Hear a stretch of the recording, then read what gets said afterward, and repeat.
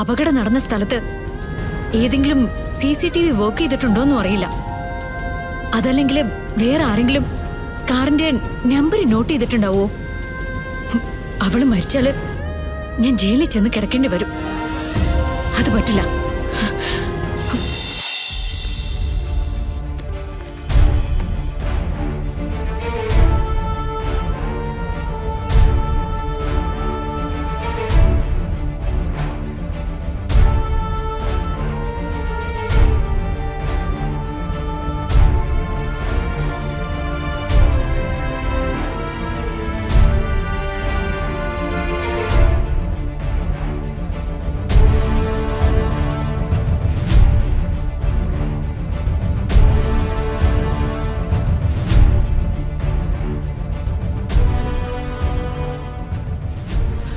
അതെ, നിങ്ങളൊന്ന് പുറത്തിറങ്ങി നിൽക്കൂ. ഡോക്ടർ, ഞാൻ പ്ലീസ് നിങ്ങളൊന്ന് പുറത്തിറങ്ങി ആ നിൽക്കൂ. മോണിറ്റർ ഒന്ന് ചെക്ക് ചെയ്യ്. ഡോക്ടർ, ഗാഥയുടെ കണ്ടീഷൻ എന്താണെന്ന് അറിഞ്ഞിട്ട്. അതെല്ലാം ഡോക്ടർ പറയും. നിങ്ങളൊന്ന് പുറത്തിറങ്ങി നിൽക്കൂ. ഗാഥ, സാറേ വാ, നമുക്ക് പുറത്തോട്ട് നിൽക്കാം.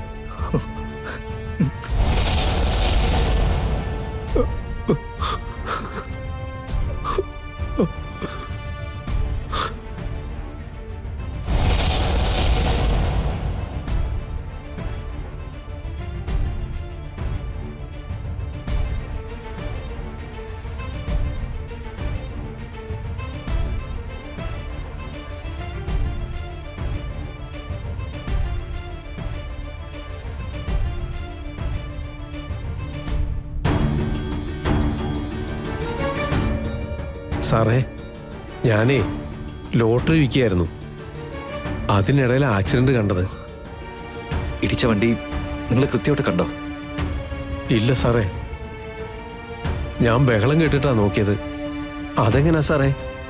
നിങ്ങൾ ഒന്നിച്ചു നിൽക്കുന്നിടത്ത് ഒരാൾക്ക് മാത്രം? ഒരു ഫോൺ വന്നിട്ട് ഞാൻ അപ്പോൾ ഒന്ന് മാറിയതേ ഉള്ളൂ. അപ്പോഴാണ് ഇത് സംഭവിച്ചത്.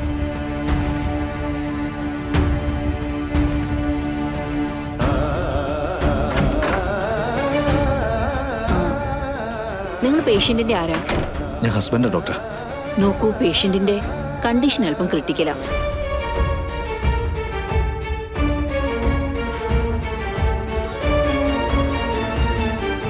ഞങ്ങളെ കൊണ്ട് ചെയ്യാൻ കഴിയുന്നതൊക്കെ ഞങ്ങൾ ചെയ്യും. നമുക്കൊരു നല്ല റിസൾട്ട് പ്രതീക്ഷിക്കാം.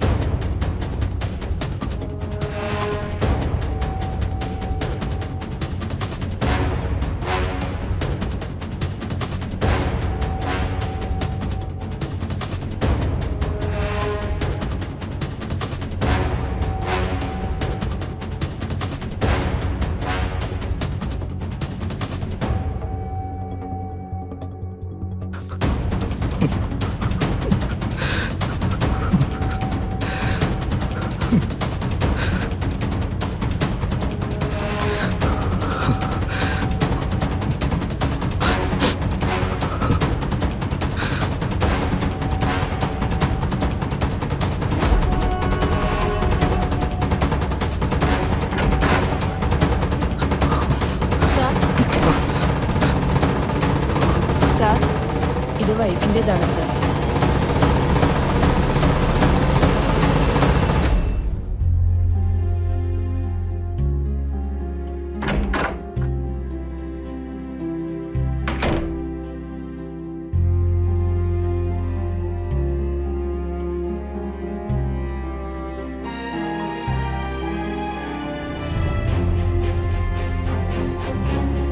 സാറേ, വിഷമിക്കില്ലേ സാറേ? എല്ലാം ശരിയാകും. എനിക്ക് ഒരുപാട് ഇഷ്ടമാണ് എൻ്റെ ഗാഥ. അറിയാം സാറേ. അല്ല, സാറ് അനുഭവിക്കുന്ന വിഷമം കണ്ടാല് ആർക്കും അറിയാൻ പറ്റാത്തത്?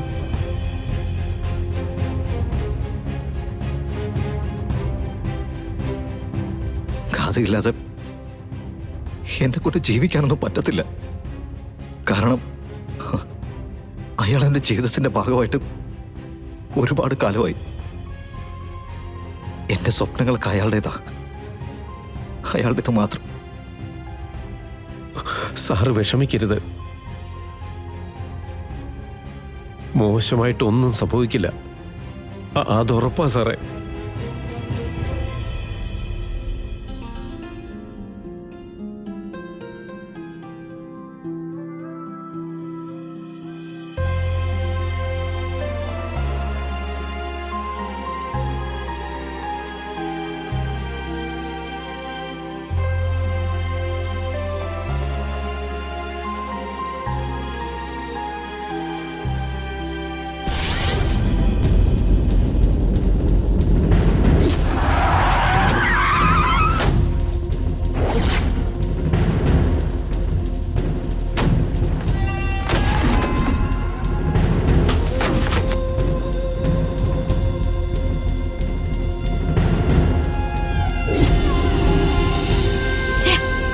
എത്ര വേഗത്തിൽ പാഞ്ഞു പോയാലും അതുകൊണ്ട് ഫലമൊന്നുമില്ലല്ലോ.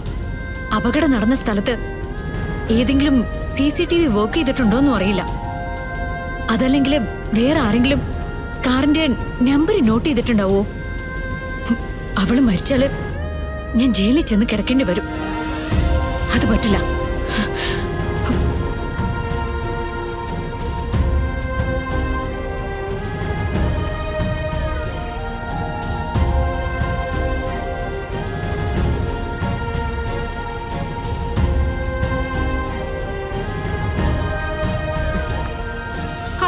ഇതെന്ത് പണിയാമേ? എത്ര നേരമായി ഭക്ഷണത്തിന്റെ മുമ്പിൽ ഇരിക്കാൻ തുടങ്ങിയിട്ട് ഒരു പിടി പോലും കഴിച്ചില്ലല്ലോ. എനിക്ക് കഴിക്കാൻ പറ്റുന്നില്ല മോളെ. അതെ, ഓട്ടത്തിനിടയ്ക്ക് കൃഷ്ണ എന്നെ വിളിച്ചു പറഞ്ഞതാ, നീ വീട്ടിൽ പോണം, അമ്മയെ ഭക്ഷണം കഴിപ്പിക്കണം, അമ്മയെ നോക്കണം എന്നൊക്കെ. ഇന്നലെ മുതല് അമ്മ നല്ല ടെൻഷനിലായിരുന്നല്ലോ. അവൾക്ക് എന്തോ സംഭവിക്കാൻ പോവാന്ന് കരുതിയിട്ട്. അല്ല, അമ്മ അവളെ കുറിച്ച് പേടിച്ച് ഭക്ഷണം കഴിക്കാതിരിക്കുമ്പോ അവൾക്ക് അമ്മയെ കുറിച്ച് പേടിയുണ്ടാവില്ലേ? അമ്മ കഴിക്കുന്നുണ്ടോ? അല്ലെങ്കിലേ ഞാൻ അവളെ വിളിച്ച് പറയും കേട്ടോ. നീ അവളെ വിളിച്ച് പറയൊന്നും ചെയ്യണ്ട, ഞാൻ കഴിച്ചോളാം.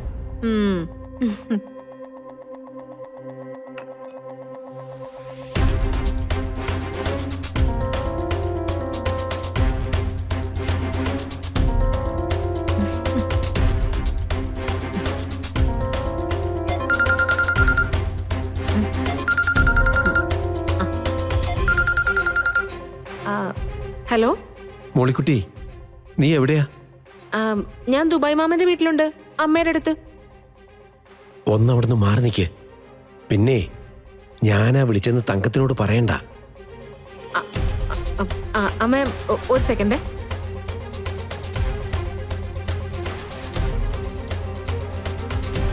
എന്താ മാമ? തങ്കം കൃഷ്ണയെ കുറിച്ച് പേടിച്ചത് വെറുതെ അല്ല മോളിക്കുട്ടി.